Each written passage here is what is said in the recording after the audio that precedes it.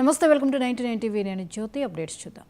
National medical council scam కేసులో కీలక పరిణామం చోటు చేసుకుంది. ఈ స్కామ్లో వరంగల్కు చెందిన ఫాదర్ కొలంబో మెడికల్ హాస్పిటల్ పాత్ర ఉన్నట్లు సిబిఐ దర్యాప్తులో తేలింది. దీంతో Colombo medical college chairman Kommareddy Joseph మీద సిబిఐ కేసు నమోదు చేసింది. ఇప్పటికే ఈ స్కామ్లో 36 మందిపై కేసులు నమోదవగా తెలుగు రాష్ట్రాలకు చెందిన డాక్టర్లపై కూడా కేసులు నమోదు చేసింది సిబిఐ.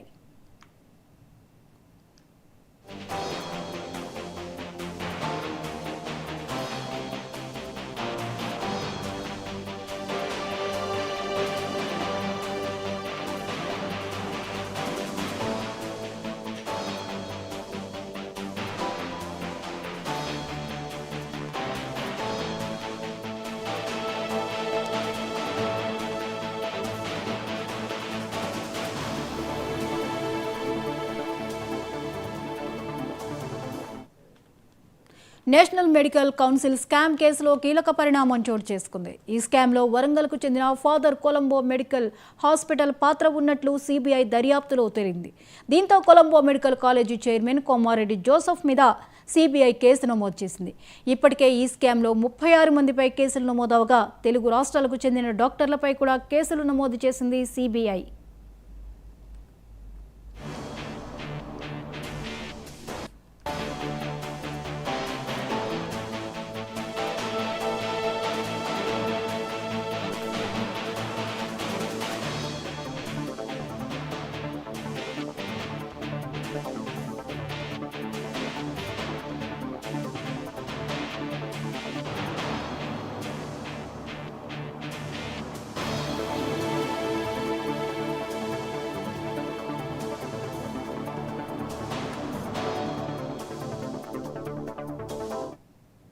ఈ అంశంపై మరిన్ని అప్డేట్స్ని మా ప్రతినిధి శ్రీధర్ అందిస్తారు. శ్రీధర్, మనం ఇప్పుడు చూస్తున్నాము వరంగల్లో జరిగినటువంటి ఒక ఇష్యూని.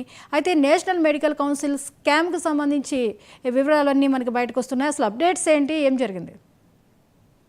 జ్యోతి, నేషనల్ మెడికల్ కౌన్సిల్ స్కామ్ లో ఫాదర్ కొలంబో సంబంధించినటువంటి మెడికల్ హాస్పిటల్ సంబంధించినటువంటి అంశంలో ఏదైతే మెడికల్ కాలేజీలకు తనిఖీల కోసం పెద్ద మొత్తంలో డబ్బులు వసూలు చేసినట్టుగా ఇప్పటికే సిబిఐ అయితే ఎంక్వైరీ ప్రారంభించినట్టు వరంగల్ ఖమ్మం హైవేకు సంబంధించినటువంటి ఒక ఫాదర్ కొలంబో వైద్య కళాశాల ఉంది. దానికి చైర్మన్ గా కూడా ఇక్కడ పనిచేస్తున్నటువంటి ఏదైతే కోమిరెడ్డి జోసెఫ్ పై అయితే సిబిఐ కేసు నమోదు చేసి విచారణ అయితే లోతుగా చేపట్టింది.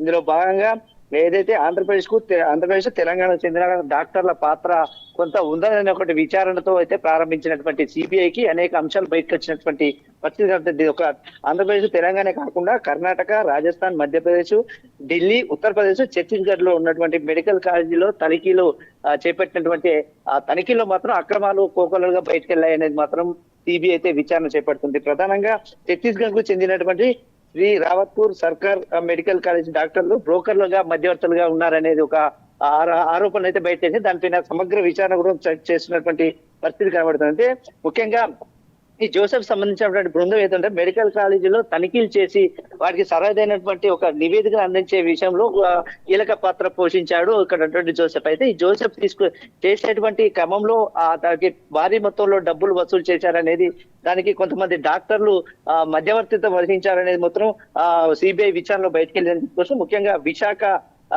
గాయత్రి మెడికల్ కాలేజీ చెందిన డైరెక్టర్ నుంచి 50 లక్షల రూపాయలు వసూలు చేసినట్టుగా విచారణలో తేలింది. దీంతో ఒక్కసారిగా తెలుగు రాష్ట్రాలే కాకుండా దేశంలో ఉన్నటువంటి కొన్ని రాష్ట్రాల్లో కూడా సంచలనంగా మారినటువంటి అంశం అయితే కనబడుతుంది. ముఖ్యంగా మెడికల్ కాలేజీలకు సంబంధించినటువంటి అంశంలో ఒక మెడికల్ మాఫియా ఏర్పడింది అనేది మాత్రం ప్రధానంగా ఏర్పడిందని చెప్పుకోవచ్చు.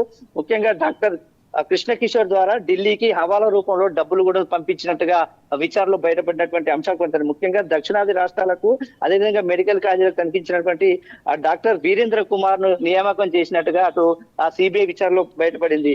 ఇక అంతేకాకుండా కదిరికి చెందిన డాక్టర్ హరిప్రసాద్ కూడా కొన్ని రోజుల క్రితం వీళ్ళందరితో ములాఖాత్ చేసినట్టుగా అక్కడ ఉన్నటువంటి అంశాలను కూడా పూర్తిగా స్టేట్మెంట్ రికార్డులను కూడా తీసుకునే పరిస్థితిలో అటు సిబిఐ అధికారులు అయితే విచారణ చేపడుతున్నారు. ఇక కొలంబో మెడికల్ కాలేజ్ అంటే వరంగల్ వాసి అయినటువంటి కొలంబో మెడికల్ కాలేజ్ చైర్మన్ అయినటువంటి జోసెఫ్ కోమిరెడ్డిని అయితే అదుపులోకి తీసుకొని దాదాపుగా 60 లక్షల పై చిలుకుగా ముట్టినటువంటి డబ్బులను రికవర్ చేసే అంశంలో మాత్రం పూర్తి స్థాయిలో విచారణ కొనసాగుతుంది. వరంగల్ కేంద్రంగా జరిగినటువంటి ఈ భారత అంటే దేశవ్యాప్తంగా ఉన్నటువంటి అన్ని రాష్ట్రాల లింకులు కూడా వరంగల్ కేంద్రంగానే జరిగాయి అనేది మాత్రం విచారణకు అయితే బయటపడింది. దీనిపైన మెడికల్ మాఫియా పైన ఇటు సెంట్రల్ గవర్నమెంట్ కూడా సీరియస్ గా తీసుకున్నటువంటి అంశం కనబడుతుంది. అటు రాష్ట్రంలో ఉన్నటువంటి మెడికల్ మాఫియాను అటు సెంట్రల్ లో ఉన్నటువంటి మెడికల్ మాఫియాను పూర్తి స్థాయిలో సమగ్రంగా విచారణ చేపట్టిన తర్వాత సిబిఐ ఎంక్వైరీ తర్వాత ఇప్పుడు ఎంతమంది అయితే 30 మంది దాదాపుగా 30 మంది డాక్టర్లపై అయితే కేసు నమోదు చేసినటువంటి సంబంధం కనబడుతుంది. వాళ్ళందరినీ కూడా అదుపులోకి తీసుకొని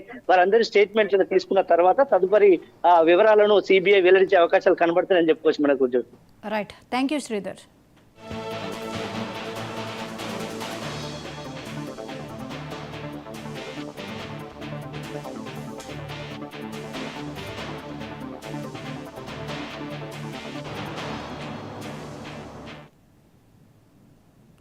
ఏఐసీసీ చీఫ్ మల్లికార్జున